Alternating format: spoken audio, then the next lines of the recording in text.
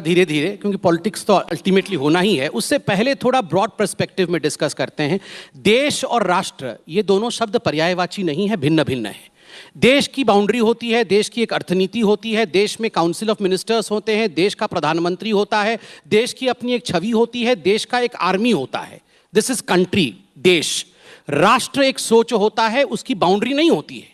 मैं एक उदाहरण दे रहा हूं, गंगा।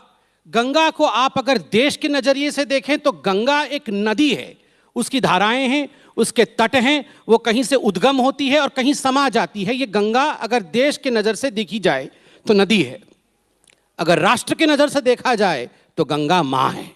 गंगा एक सोच है, वो जननी है, वो भागीरथी है, वो सिरसरी है, वो गंगा है, वो राष्ट्र है। इसलिए राष्ट्र को बांधा नहीं जा सकता है। राष्ट्र व्यापक है, राष्ट्र बिंदु है किंतु वो सिंधु है। राष्ट्र हिंदू है, राष्ट्र मत है, राष्ट्र व्योम है।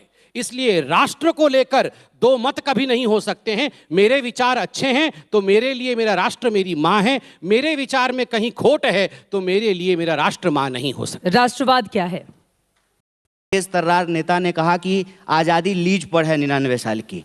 तो ये ना आज़ादी को मानते हैं, ना देश के संविधान को मानते हैं। तो कोई भी राष्ट्र जिस नियम कानून से चलेगा उसकी जो पुस्तिका है वो इस देश का संविधान है। और इस देश का संविधान कहता है कि इस देश में रहने वाले तमाम जाति और धर्म के लोग इस देश के नागरिक हैं और उनके लिए कुछ कर्तव्य निर्धारित किए गए हैं, उनका कुछ अधिकार निर्धारित किया गया है। हमारा मानना है कि राष्ट्र का नाम लेकर के ये अपना व्यक्तिगत जेब भरते हैं। कैसे? टीवी पे आकर के रोज राष्ट्र राष्ट्र करते हैं, लेकिन अभी इनको आईटीडीसी का चेयरमैन बना दिया गया है। तो इनका राष्ट्रवाद दरअसल व्यक्तिवाद है और इस व्यक्तिवाद से मुझे दिक्कत है। हम समूहवाद में भरोसा करते हैं, हम कलेक्टिव अंडरस्टैंडिंग में बिलीव करते हैं और इसीलिए हम कहते हैं कि यह देश सब लोगों के मिलने से बनेगा, चाहे वो हिंदू हो, मुसलमान हो, सिख हो, ईसाई हो, दलित हो, ब्राह्मण हो, काला हो, गोरा हो, महिला हो, पुरुष हो। इससे देश बनता है, इससे राष्ट्र बनता है और इसकी परिभाषा इस देश के संविधान में है। और उस संविधान से इतर कोई भी व्यक्ति, चाहे वो संबित पात्रा हो या इस देश के प्रधानमंत्री हो, उनके खिलाफ हम डट करके खड़ा होंगे। ये हमको जेल में डाल दें लेकिन सही को सही और गलत को गलत कहेंगे। ये हमारी समझदारी है। संबित पात्रा जी, पहली बात है, मुझे